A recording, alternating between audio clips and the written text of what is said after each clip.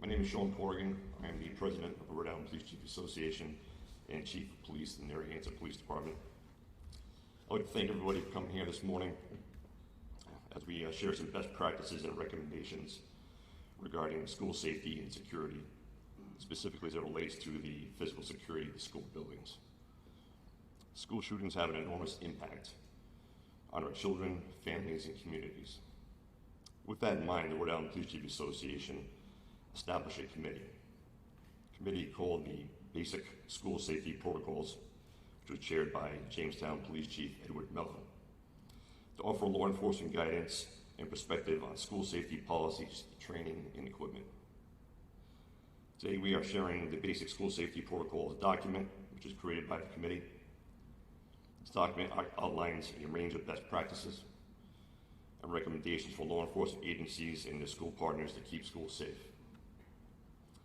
I would like to state on behalf of the Rhode Island Police Chief Association that we are very grateful for the input from our both state and municipal partners in policing, the Fire Association in League of Cities and Towns, as well as the U.S. Attorney's Office. For our first speaker, I would like to introduce Chief Mello, who is going to outline the reasons for the Basic School Safety Committee, as well as his role as sitting as chair. Chief. Thank you, Chief.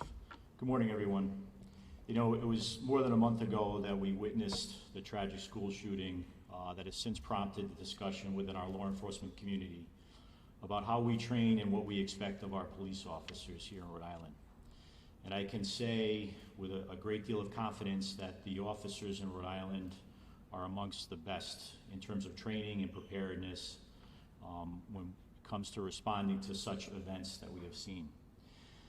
The police chiefs in Rhode Island know it's time for leadership. We know that the physical security of our school buildings have the most potential for mitigating such tragedies. We know that the security of these buildings sometimes fail due to the lack of guidance from law enforcement professionals. We know that it is for these reasons that we felt compelled to publish a basic document just to offer guidance and assistance to our school partners. The guidance that we provided can be used by school officials to develop a plan for their buildings to make them safer. A plan that is based upon common sense and a practical approach. I would like to thank the members of the committee who contributed to this document. The members of law enforcement, the fire services, the League of Cities and Towns, and our school partners. We thank you for your time and commitment to our children's safety. You know, our colleagues in the fire services realized more than a century ago that there was a need to develop a standard code for buildings to protect people against fire. Things such as fire alarms, sprinkler systems, and marked exits. These standards have been required during construction for decades and undoubtedly have saved lives. We found it concerning that no such code exists for the protection of people, in particular our children in our schools, against an active threat or shooter. In every school building across the country, it's required that a fire alarm be installed. And when there is a fire, anyone can pull that alarm to directly alert the fire department. There is no such requirement of alerting system for an active shooter, and many of our school buildings have no such system. We know that when an incident of this nature occurs, our police and our first responders will be there. But we also know that just like in a fire, in the cases of active shooters, minutes mean saved lives. We know that some of our school buildings in Rhode Island are in a much better position in terms of security than others. And we hope that this document provides the support necessary for those needing guidance. We hope that this is the beginning of a productive conversation about what should be required in our school buildings. We recognize that the physical security of school buildings is only one small portion of this problem. We know that it involves a greater conversation, most of which is focused on mental health. But we also know, as law enforcement professionals, that the physical security of our buildings, of school buildings, will provide those valuable minutes that are needed in the cases of active shooters. Thank you.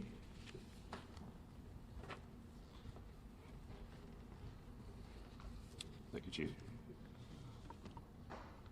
to discuss the role of the Rhode Island State Police working for local municipalities and state coordinating efforts. I'd like to introduce Colonel Darnell Weaver, Rhode Island State Police Superintendent and Director of Rhode Island Department of Public Safety.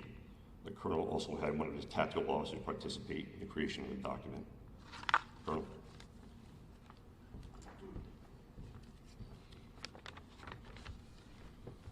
Good morning. Thank you for the opportunity to be here today to talk about ensuring the safety of our schools. My remarks will be brief because although the Rhode Island State Police is a statewide agency, we are just one piece of a large and committed law enforcement team.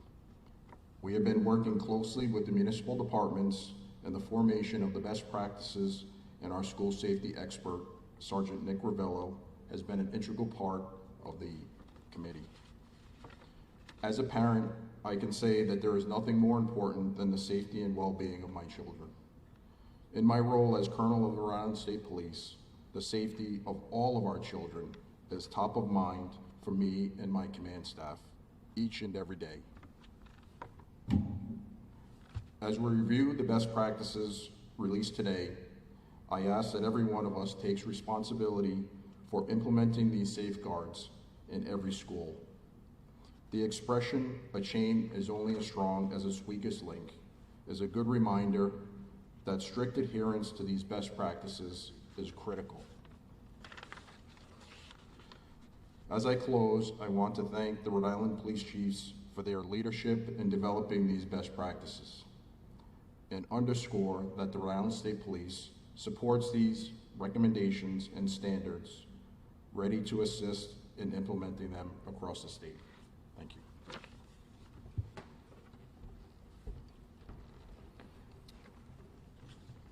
Thank you, Colonel.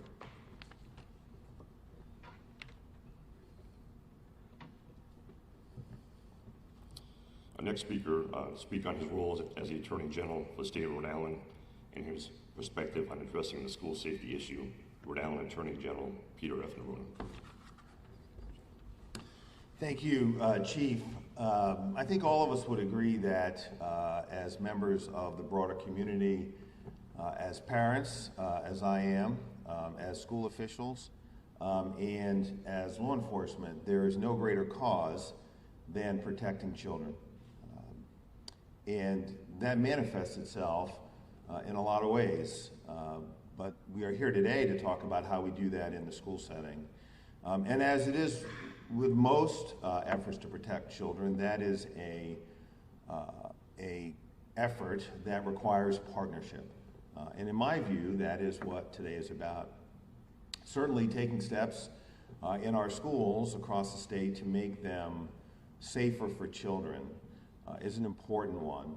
Making sure that our law enforcement is incredibly well trained to respond in the event of a threat is incredibly important. And I want to commend Chief Mello and the Post for the incredible training that they provide to new recruits to police departments, and throughout the year, all of the departments are doing a great job to train their officers, their men and women, to respond to threats in the community, including the children. And so it's that partnership that can keep our children safe. And so I'm really pleased that these protocols have been put together. In my view, it is an enormous step forward for the community, and most importantly for children in the state of Rhode Island. And I look forward to working with law enforcement, school officials in this space and in others to keep our children safe. So thank you for having me today. Thank you, General. To speak on school safety protocols and coordination from his organization is Mayor Charles Lombardi of the City of North Providence, President of the League of Cities and Towns.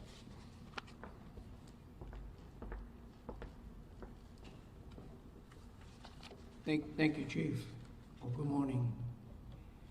As the mayor of the town of North Providence and the president of the League of Cities and Towns, I come here this morning to support the Police Chiefs Association's efforts in addressing school safety.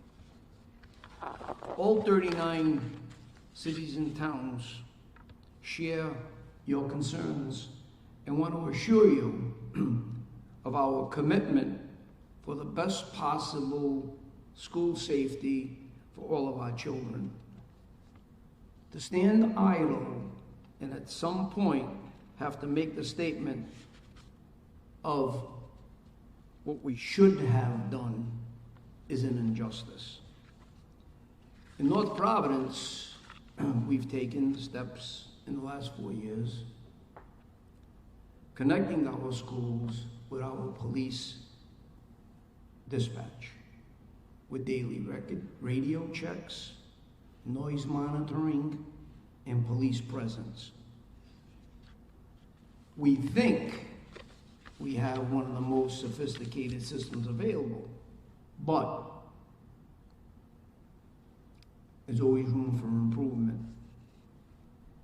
I can tell you that we've been hosting visits from both school and state officials. People from RIDE have come up, but we can only learn from each other. We invite you to visit, and we look forward to visiting you. Today's press conference of bringing law enforcement, school officials, and communities together for school safety clearly signifies that we care and we're not waiting. I just want to ensure the Police Chiefs Association that we want to be a partner. We want to share the ideas. We're looking for all the help that we can get to address this very, very serious issue. It's our children, they're our future, and again, I'm sure that's the reason why we're here this morning. So thank you for the invitation, and again, all 39 cities and towns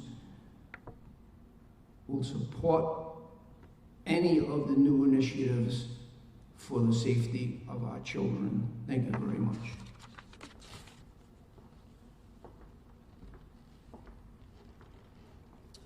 Thank you, Mayor. Our final speaker in closing will speak about the efforts needed in coordination between school departments and law enforcement. Dr. Lawrence Filippelli, Superintendent, Lincoln School Department, and Rhode Island Superintendent Association Executive Board Member.